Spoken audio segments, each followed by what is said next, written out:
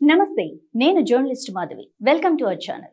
గత వైసీపీ హయాంలో కీలకంగా వ్యవహరించిన మాజీ మంత్రి పెద్దిరెడ్డి రామచంద్రారెడ్డి చిత్తూరు జిల్లా మంగళంపేట అడవుల్లో అటవీ భూమిని ఆక్రమించుకున్న వ్యవహారాన్ని డిప్యూటీ సీఎం కమ్ అటవీ శాఖ మంత్రి అయిన పవన్ కళ్యాణ్ హెలికాప్టర్ నుంచి వీడియో తీశారు.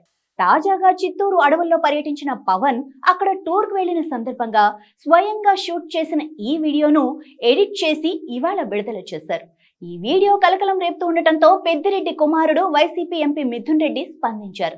పెద్దిరెడ్డి రామచంద్రారెడ్డికి చెందిన తూర్పు కనుమలలోని రక్షిత మంగళంపేట అటవీ భూముల్లో 76.74 ఎకరాల అక్రమ ఆక్రమణలు జరిగినట్లు ప్రత్యేక ఏరియల్ సర్వేలో వెల్లడైందంటూ పవన్ ఈవేళ వెల్లడించారు. తాను స్వయంగా ఈ ప్రాంతాన్ని సందర్శించి ఉల్లంఘనలను సమీక్షించానన్నారు. అలాగే సీఎం చంద్రబాబు కేబినెట్ మంత్రులకు సమాచారం అందించానన్నారు. అలాగే వెంటనే సమగ్ర విచారణకు ఆదేశించారు. అడవి భూమిని లాక్కున్న ఎవరికైనా మినహాయింపులు లేకుండా కఠినమైన చట్టపరమైన చర్యలు తీసుకోవాలని పవన్ కోరారు.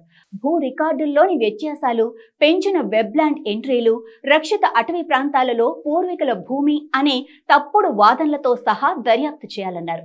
అటవీ భూములు జాతీయ ఆస్తులన్నారు. వాటిని ఆక్రమించిన, దుర్వినియోగం చేసిన, అటవీ చట్టాలను ఉల్లంఘించిన వారు ఎవరైనా సరే వాటికి బాధ్యత వహించాల్సి ఉంటుందన్నారు. రక్షిత అటవీ ప్రాంతాలు లేదా వన్యప్రాణుల మండలాలను లాక్కోటాన్ని ప్రభుత్వం అస్సలు సహించదన్నారు. దీనిపై పెద్దిరెడ్డి రామచంద్రారెడ్డి కుమారుడు రాజంపేట వైసీపీ ఎంపీ మిథున్ రెడ్డి ఘాటుగా స్పందించారు.